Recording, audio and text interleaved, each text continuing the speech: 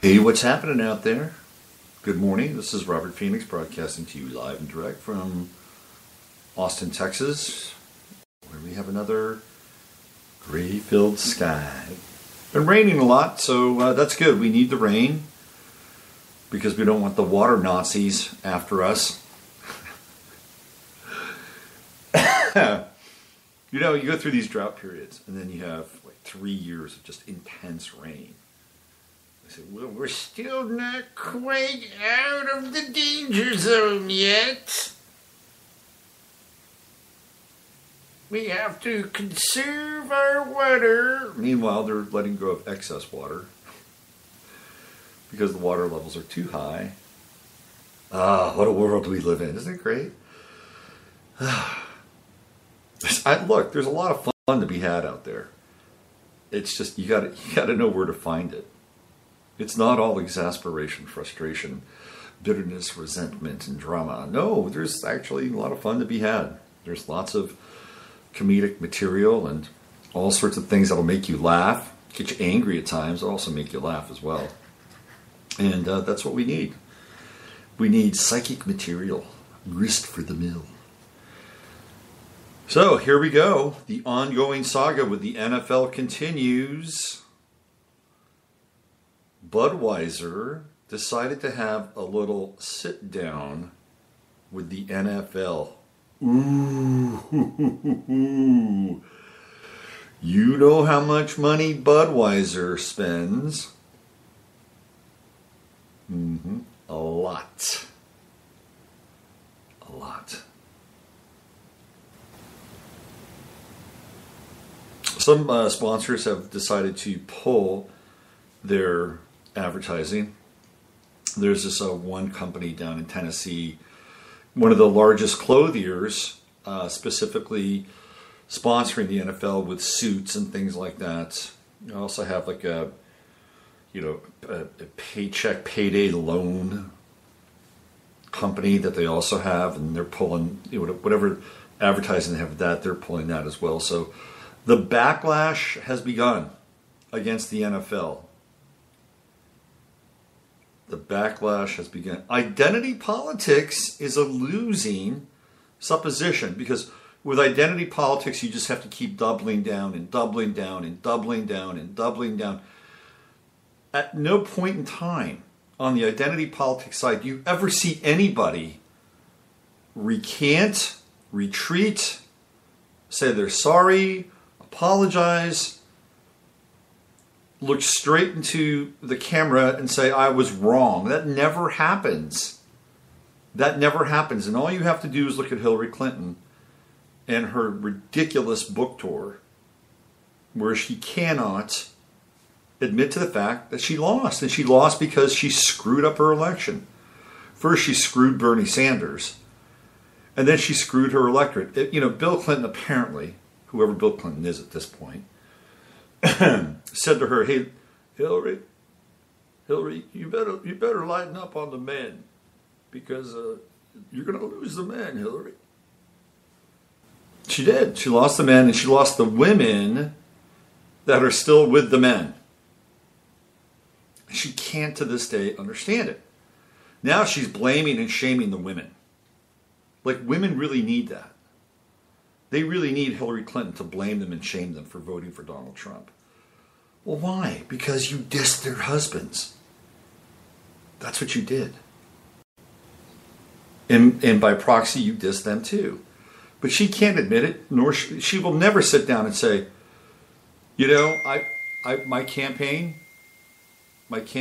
was misdirected. I ran a wrong campaign. And I clearly was out of touch with what the American people needed. They felt abandoned by our party. We had a strategy. We had statistics. Obviously, they were wrong. God! That's all she would have to say. How many people do you think she would have come back to her? It was like, my God, she's getting it. The light's going off in her head. And she could say, from this point forward, I vow to you, the American people, that I'm going to really reassess our campaign strategy, our tactics, our messaging, and what you need. I got 3 years to figure this out, because I plan on running again. And I guarantee you I'm going to learn from this. We're going to learn from this. Why can't that happen? Why can't that happen? I'll tell you why. There's two reasons why. Number one, she's a sociopath. And sociopaths are incapable of this. They're incapable of it. She's incapable of, finding that thing that says I was wrong and own up to it.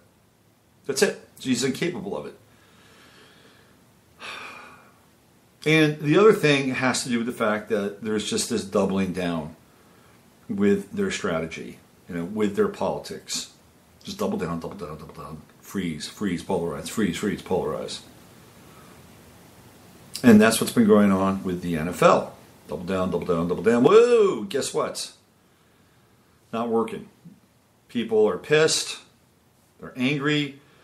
They're great American pastime. The one refuge that Americans have had to step away from the political realm for a few hours on Sunday and have a political free moment in time where two teams theoretically battle it out. The prize goes to the winner, the ultimate meritocracy played out on the field of battle.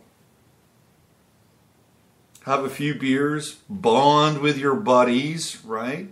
Maybe your girlfriend or your wife if they like football, your kids. Well, guess what? That's coming to an end. Because the National Football League thought it was smarter than everybody else. Roger Goodell thought he was smarter than everybody else.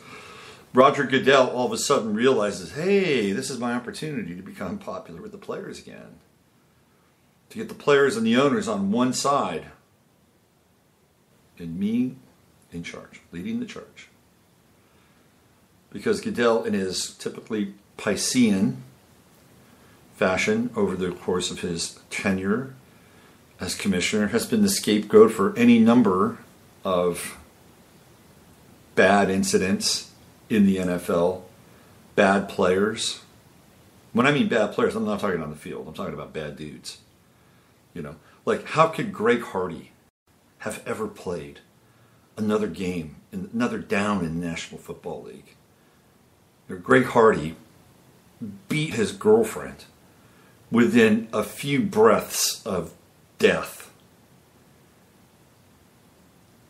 in a condominium loaded with firearms. Now, Greg Hardy got suspended. He had to get released by the Carolina Panthers, and who signed him? Jerry Jones. Shows up in Dallas. How does that guy ever play again? Ridiculous. So the fallout is happening. The number one selling jersey in the NFL is Alejandro Villanueva, the one guy that stood, put his hand over his heart on the Pittsburgh Steelers. Number one selling jersey in the NFL. Displaced. Guess who it displaced? Displaced Colin Kaepernick's jersey, who hasn't played down in half a season. He won't play this year. Oh, he might. You never know. It'll be interesting to see what happens. And maybe one owner, just to spite everybody, will sign Colin Kaepernick. But I doubt it. I don't know of any. It'd have to be the most absolutely liberal owner. Maybe Paul Allen. I don't know. I was watching the Seahawks last week, and they have a cornerback, Richard Sherman, who's an Aries, and very vocal, very outspoken, very controversial. If you like an athlete that speaks his mind, Richard Sherman is your guy. But he's also a shit disturber, agent provocateur. He is in your face, and he was out of control on Sunday. Out of control. Richard Sherman's rage had reached an extremely high level. Took a cheap shot on the quarterback for the Tennessee Titans, Marcus Mariota, and it escalated from there. He should have been thrown out of the game. But it was clearly a case where he was emotionally affected by events in America and was taking them out on people in the field. I guess that's a good thing to do.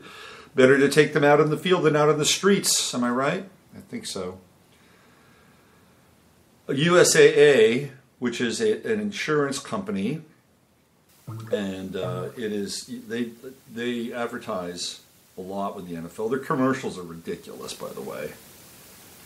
Their commercials are absolutely. In their commercials, they generally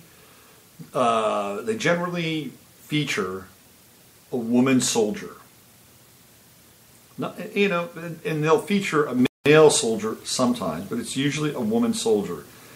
And in the latest USA commercial, it's a woman soldier who is married to a male soldier, and she outranks him, and she clearly has the power in the family as portrayed by USAA. So they can't even really give a man his due. They're selling the insurance through women, maybe getting who knows what their target market is. But I've seen their commercials. Their people, the people that have their insurance, are asking them to drop their sponsorship in the NFL. They won't, of course. They won't. But it's out there. The cat is out of the bag now. Mike Tomlin, who is the head coach of the Pittsburgh Steelers, who's a big phony as far as I'm concerned. I used to like Mike Tomlin. I thought, oh man, this guy's got it. He gets it. And I've seen him do some stuff over the years. He didn't get in Rashard Mendenhall's corner. I talked about that yesterday. He let that guy just kind of flap in the wind, lose his sponsorships, get ripped by the fans, get punished. He got punished. He got suspended by the Pittsburgh Steelers for speaking out. Where was Mike Tomlin then? Mute. Anyway, Mike Tomlin and his wife, Kaya, who's a fashion designer, they held a private fundraiser for Hillary Clinton in their home. $10,000 to come to the Tomlins and hang out with Hillary Clinton. You think Mike Tomlin has a vested interest in what his players are going to do? Of course he does. And then he ripped Alejandro Villanueva, who was shamed by Tomlin and who knows how many teammates. And look, I'm not there to say, hey, let's honor the flag and all the men who have died in the corporate wars and fighting for a country other than ourselves, other than our own country, killing massive amounts of innocent people on drone Thursdays and being involved in proxy wars in Yemen, Syria, Iraq, Afghanistan, where the opium production has gone up 80% since we've been there. I don't know that honoring the flag to that extent is really what we need to do. Are there other reasons to honor the flag? Yes, there are. There are other reasons to honor the flag. Maybe we can get down into the soul of America. Because I really do believe the people in this country are good. I believe the people in this country are good. I believe the people in this country care. They have hearts.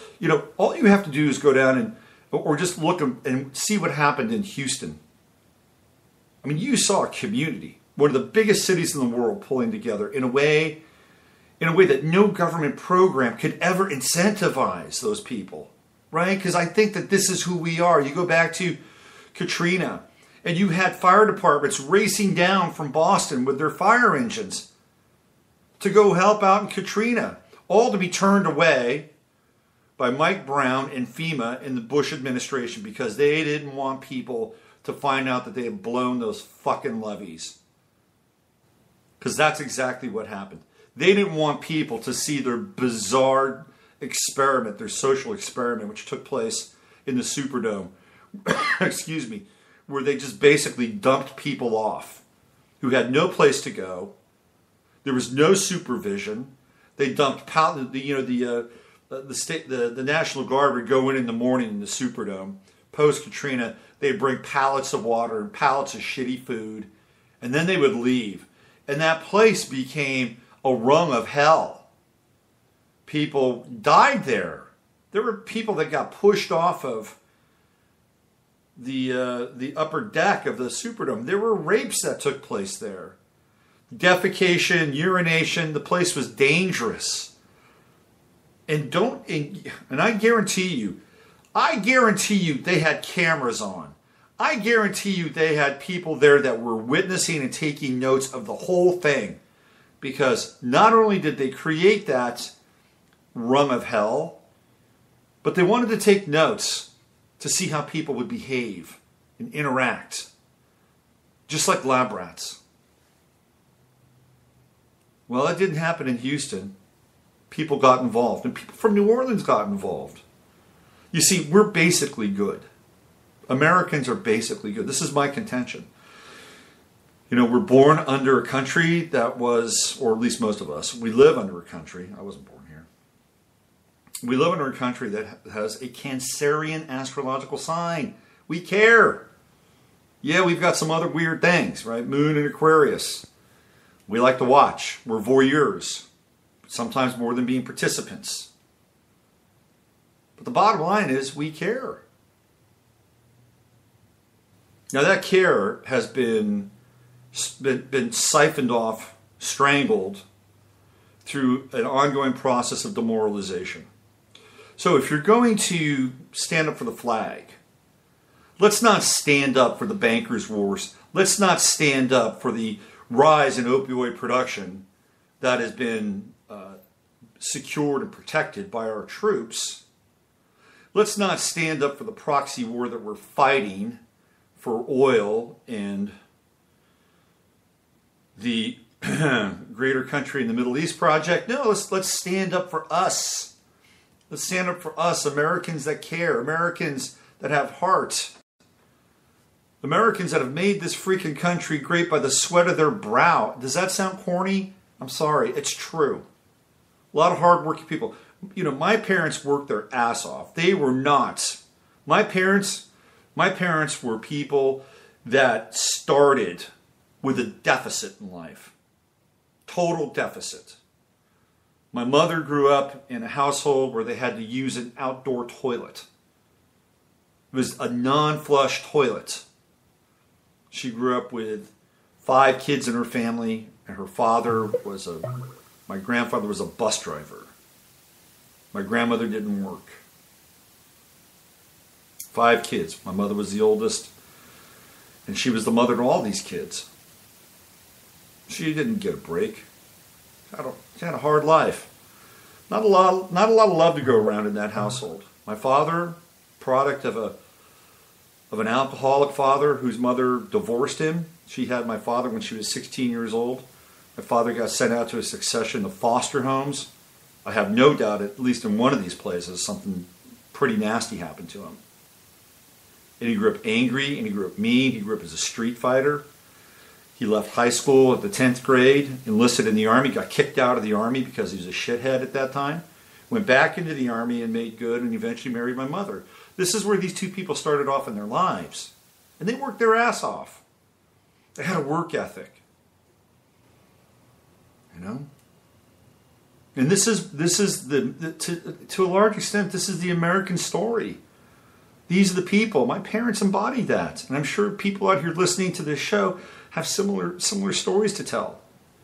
You want to stand up for the flag and put your hand in your heart. It's for these people. It's for these qualities, these ethics.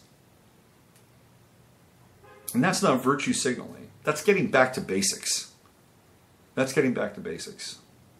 And we've gotten so far out of bounds with our ideologies, our morality, where we put our attention. We have abdicated the responsibility of being sovereigns in our own lives in this country. And I'm not going to go down the rabbit hole of being a citizen and sovereign and natural law and the Crown, City of London and all that stuff. That's way, way too big. Way too big. You can tackle that if you want. I determined a long time ago that's not my fight. That's just not my fight. For me, it's more internal than that. I'll come to the eternal. I don't have to, and this is no offense to anybody that's into it, I don't have to write my name in lowercase letters. I'll define my freedom and individuality in other ways.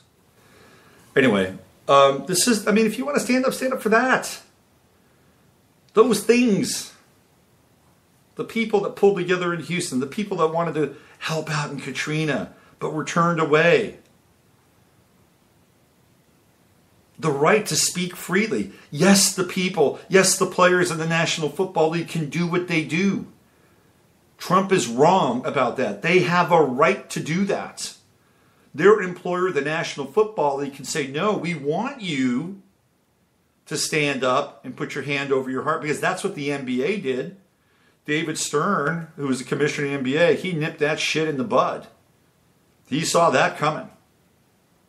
And I'm not a big David Stern fan. He oversaw the greatest period in the history of the NBA, no doubt. But also the rise of fixing games under the Stern watch, the Stern gang. But he nipped that in the bud. There was a guy by the name of Mahmoud Abdul-Rauf who played for the Denver Nuggets, formerly known as Chris Jackson. Very good player, was kind of Stephen Curry 1.0. And he had Tourette syndrome, which was kind of a weird thing, right? Because he had to take this medication, and he was playing in Denver. So he's playing in altitude, and he's taking this medication for Tourette syndrome, and who knows how that's going to hit him. I don't think there's any studies.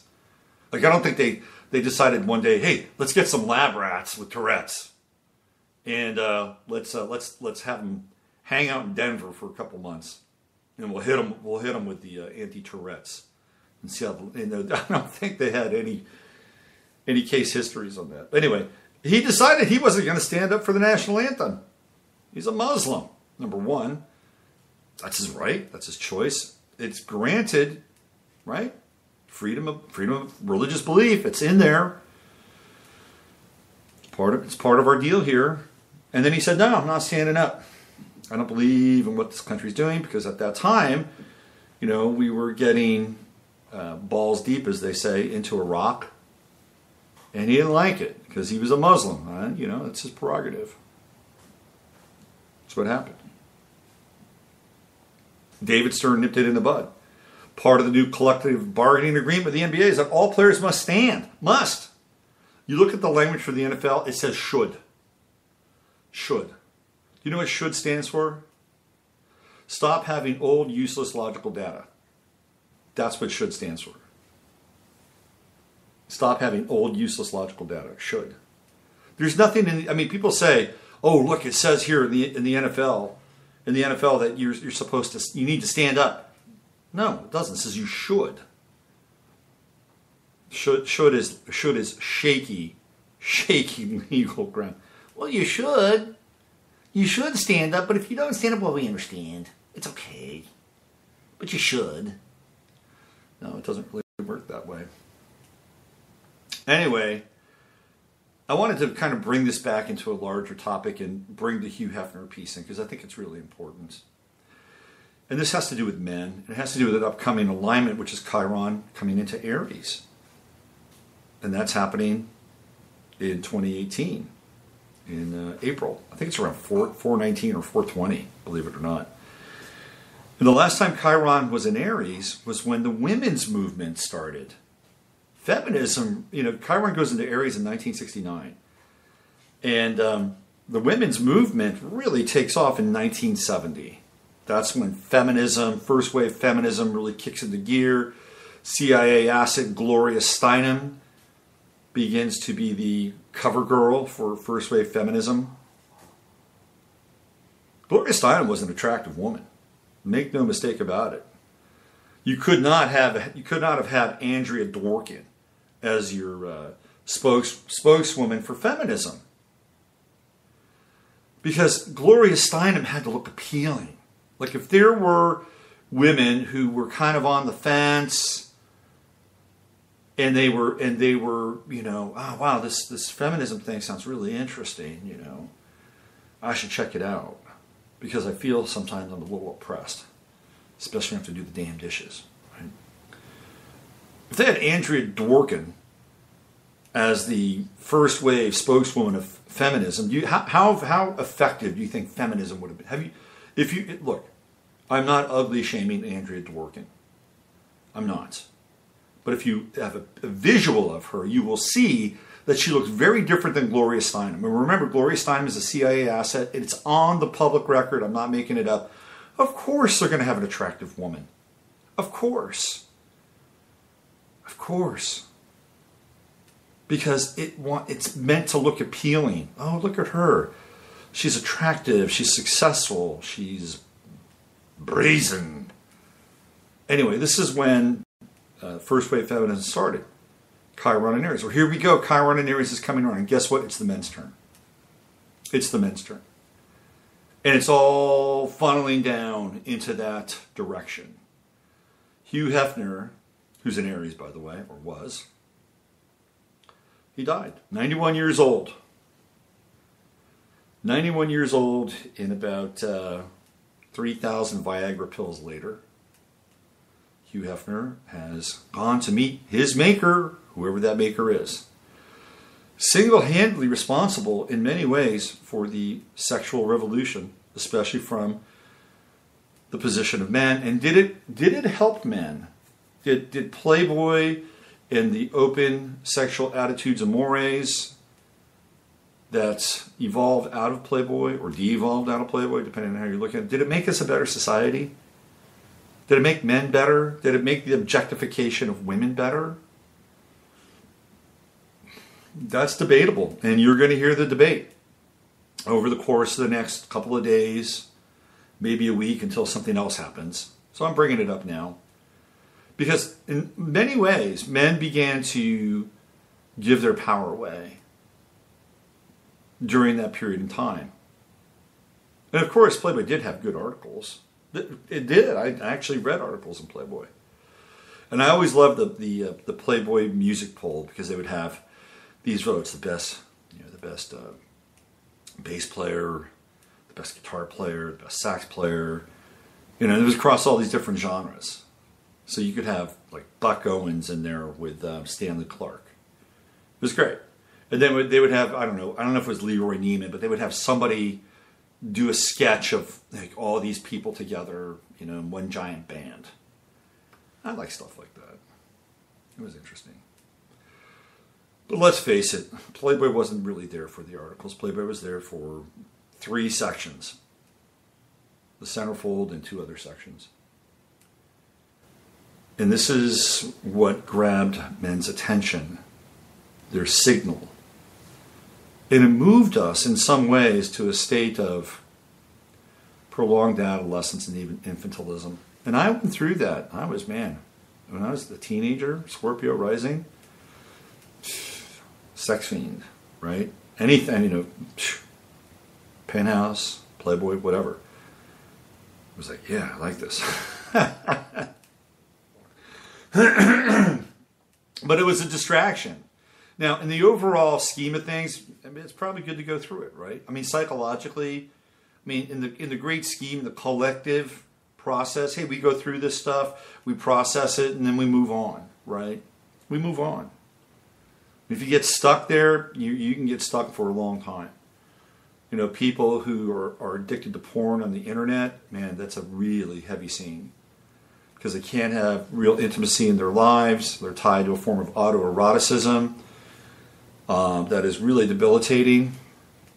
And that's kind of the end game, the lurid end game is to be stuck in that world. You just can't get out. And it's now so accessible, it's crazy. But the death of Hugh Hefner is symbolic, because we're coming into Chiron and Aries.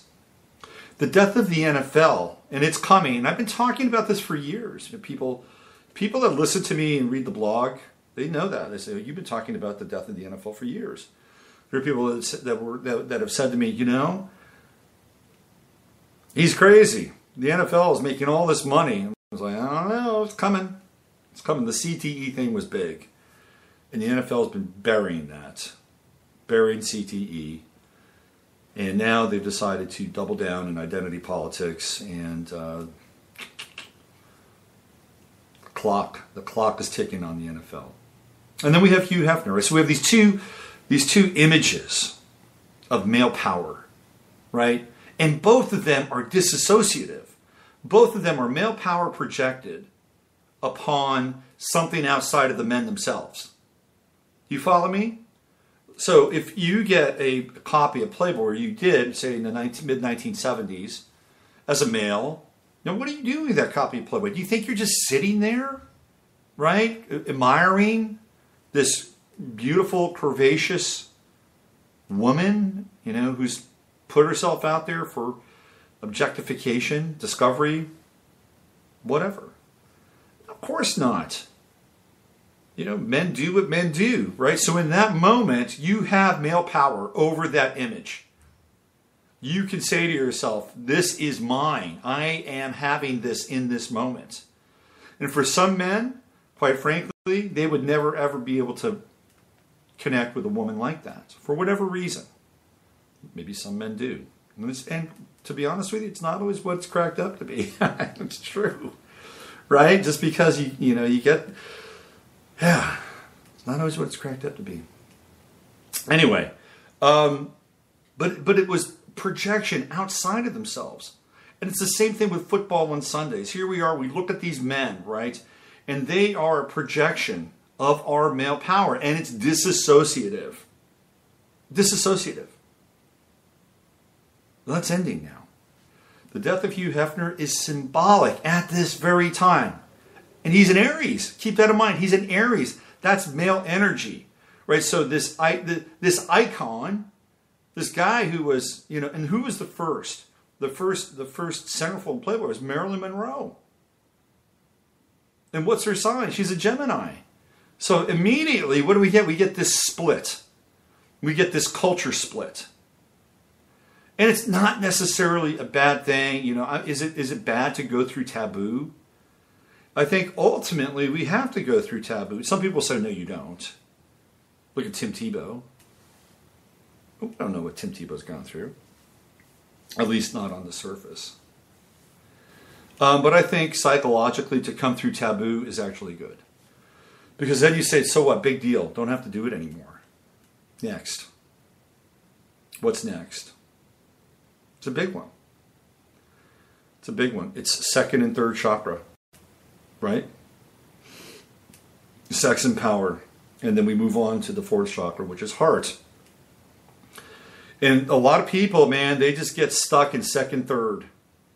Second, third. They don't get to four. You get to four, and theoretically, the other chakras open up. That's what they say. So here we have Hugh Hefner, Aries, the publisher and the progenitor of the sexual revolution, dead. NFL, close to dead. And we got the NBA season coming up. That'll be very interesting to watch, or not, as people tune out, thanks to Greg Popovich. You should see some of the comments on websites around what Greg Popovich has said. Man, he's so out of touch. These people are so out of touch. There was a guy who I wish I had the comment in front of me. I wish I had it, because he said, Do you want me to feel more pain? He said, I lost my job to a company that got outsourced. This is what I was talking about yesterday, by the way. I said this, right? I said this. And he said, I've had to go into my 401k just to keep my head above water. He said I had to eliminate half my retirement because I lost my job. How much more pain does Greg Popovich want this man to feel? How much more? Greg Popovich, here's a little statistic for you. Do you know that the greatest number of suicides over the last 3 years have been men in their 50s? Do you think they didn't feel some kind of pain, Greg? You know who the highest unemployed people in this country are? They're men. That's right, men.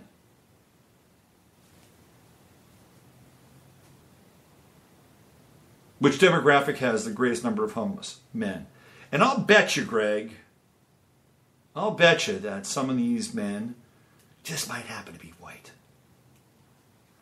He's so out of touch. So out of touch. And so here we are. Here comes Chiron and Aries. The death of the NFL, it's coming. They're blowing taps. Maybe that's what they should play before every game now. Taps. Wouldn't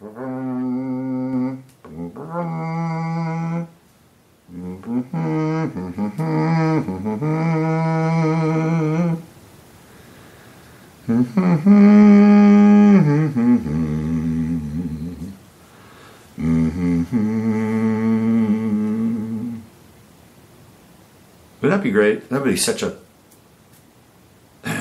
hack moment. Some guy, you know. There's a guy, by the way, he works for the Baltimore Ravens. His name is Joey Odoms. He sings the national anthem, and he decided, I can't sing the national anthem anymore. I got to stand in solidarity with the players. Who cares? I mean, good, Joey. You're good. You're acting on your volition and your will and what you believe in. Good, but nobody really cares. And see who else is going to hire you to sing the national anthem.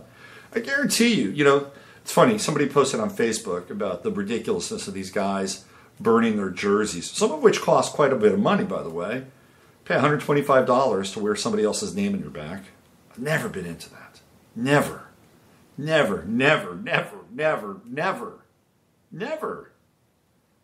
into that. Never. So this guy on Facebook, one of my Facebook friends, oh, you're going to regret it. You're going to regret burning those jerseys because they're worth something. They're only worth what we invest in them from the position of our intention and any kind of intrinsic value we add into it. That's the only thing they're worth.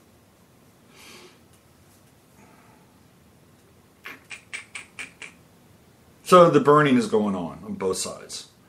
But I guarantee you, that guy will miss singing that national anthem at the Baltimore Ravens games. He'll miss it. And unless he really loves the country and loves singing the national anthem and loves singing it before middle school football games, then maybe, hey, that's it. Maybe that's a good thing for him to get him out of the egoic realm of addiction and projection. But here we go. It's the death of the National Football League, the death of Hugh Hefner, and it's all leading into Chiron and Aries. And this is an important juncture in time for men.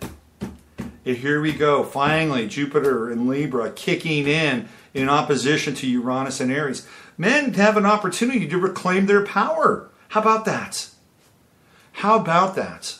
Instead of projecting and objectifying onto the women in a magazine or on a video screen, instead of projecting onto another man on a screen, how about bringing it home?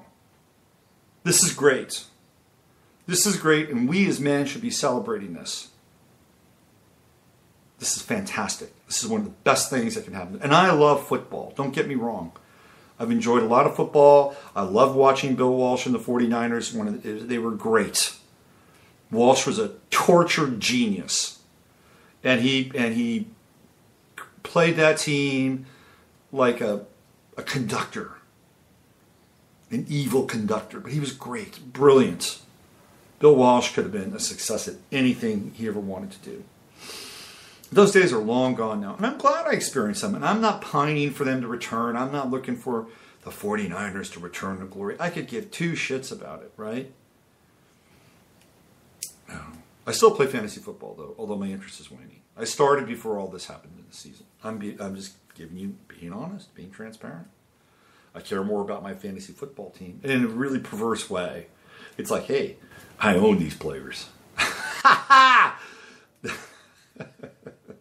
in a phantasmagorical, projected kind of way. Okay, and I'm 3-0 in both my fantasy football leagues.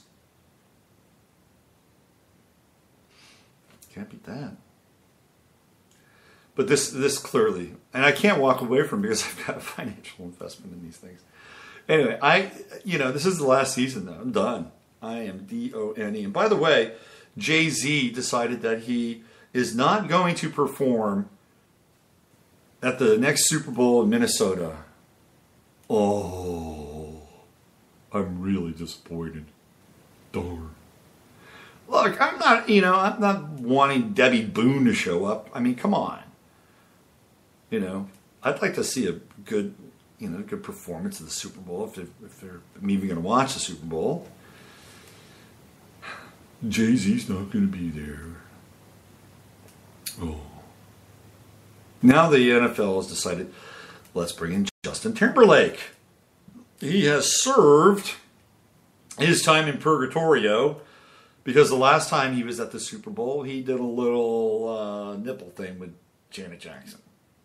That was the last time Justin Timberlake has been at. So apparently it's taken this long for the league and the sponsors and everybody to forget that JT did something untowards Janet Jackson.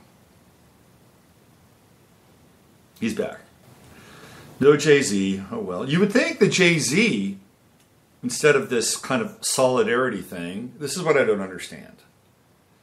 You would think that Jay-Z, instead of this, I'm going to stand with Colin Kaepernick, that he would use the Super Bowl and all these eyeballs to do what he does, which is create some kind of occult performance for everybody. And it still might happen. I mean, the Super Bowl has been chocked with occult performances for the last 10 years.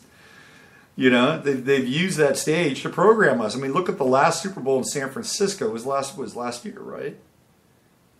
The Denver Broncos? No, who won this? Oh, no, it was the New England Patriots one. I'm sorry. 2 years ago in San Francisco. Super Bowl L, not L-I-L. Or Super Bowl 50. If that was not your pinnacle of SJW propaganda and programming, then you're not paying attention. Anyway, Jay-Z's not going to be there. Jay-Z, you have my condolences, brother. I hope you find something better to do on Super Bowl Sunday. And I don't even really care about Justin Timberlake being there, to be honest with you. I'm just giving you the updates as they come through. But this is a great time for men. It's a great time for men because guess what? We can get a sense of reclaiming our power or the power inherent in us, which is not nasty and evil and violent and abusive. No. We care. We care. We want to protect the people that we love. We want to protect the country that we love. Not in the name of greater opioid production. Not in the name of some other country somewhere else that has an agenda of spreading their borders and employing our young men and women to fight and die for those borders. No. We want to protect our country from within. We want to protect our country from the evils that are encroaching from the outside. And they're valid. They're valid. It was really interesting when I had my son, when my son came into the world. A lot of guys say that when they have their kid, that it's a big moment for them. It's like, man, I got the switch went on, the switch flipped, and I got it. I totally got it. It was a big deal for me. And I started working hard and earning, and I thought back to myself, that didn't happen to me. I was already making good money, right? How much more did I need to make? I was making over $100,000 a year, which at that time was pretty good, circa 2001. I stepped down from that, and I became a stay-at-home dad for about 3 years, 4 years almost. But what did happen in me was that all of a sudden I decided, hey, man, I want to protect this kid. My Mars and Cancer kicked in. I want to protect this kid. And that's when my blog went off, and that's when I started to dissect reality, and that's when I started to use astrology as a kind of a sextant for my own personal life, for other people's lives, and to understand the kind of collective drama that was unfolding at that time. And that's been the way it's been ever since. And so while I didn't, get that memo, hey, go out and go be the alpha male, because I was already making, pretty good money. How much more did I have to make, really? I mean, I didn't have a whole lot of expenses. I was married, double income. My ex-wife was right there with me. Right there with me. She was right there with me in terms of money. So, we were making pretty good money. In fact, I think she might have made more. How about that? How about that? She might have made more than me. And I'm not afraid to admit that. She's very competent in that world. Anyway, but yeah, I got into protecting. It's like, it's like I saw the future. I saw what was coming. I saw the world that my kid was potentially going to have to inhabit. And not just my kid, but other children. You see, this is what happens when you have children. People that don't have children don't understand this. You now have this blood connection to the future. And I know it sounds corny, but it's true. And what will happen is if we change that, right? If we change it, if our children are not born between a man and a woman, if they're born in a test tube, or if they're born in a cow, however the children come into the world, what will happen is that we will have no investment in the future. We will not have one generation connected to the future through a blood transmission. That's it. That's it. So at that point, the future can then be absconded and taken by the people that want to create the future in their own image, because we don't have a biological link and bridge to the future and the sanctity of the human being. And this is a big deal. It's a very big deal. And this is why people should become aware of what's happening. What's happening biologically. But as far as men goes, let's bring it back to that subject matter and topic. It's going to be our time, okay? It's going to be our time. And it's not going to be easy. The MRAs, the men's rights activists, they've been out there and they've been taking, they've been on the front lines and they've been taking a lot of flack. But it's going to be time for men to come back into being men and not project it out onto the NFL, the weekend warriors who have been doing our psychic bidding for the better part of 40 years. It's not about objectification and projection anymore. And that should be both a welcome addition to our culture and also a very threatening one. Because if men wake up, really wake up, we are the sleeping dog, right? We're the sleeping dog. This NFL thing has been Pearl Harbor. This has been the Pearl Harbor for men. And I want to thank Trump. Not because of whatever, but he threw the hand grenade in the room. And ultimately, I think it will benefit men in general. And as long as we can be cool and be empathic and be compassionate, which we've been working on, right? Since the women's revolution, since feminism came onto the scene, we were told we've got to listen more. We were told we have to be softer. We were told we have to be more like women in order to understand women. Well, we've done that to the best of our ability. And now it's time to kind of move back towards another part of our collective identity. We can integrate that stuff. We've got to get back in touch with who we as men. Sounds threatening, doesn't it? Uh-oh. Here comes the men stuff. It's the men's, the men's right movements they're connected to these white men who feel oppressed, these older white men who feel oppressed. They're really just closet racists and fascists. So let's nip this in the bud. I'm telling you, man, this is the mind lock we're in. And I'm here from 9 o'clock to about 9:45 every day doing my best to, hack the lock. All right, why don't we end it right there? You've been listening to 15 Minutes of Flame. I'm Robert Phoenix. I'll be back tomorrow with the Friday Farcast. Use your head to discern what's real, your heart to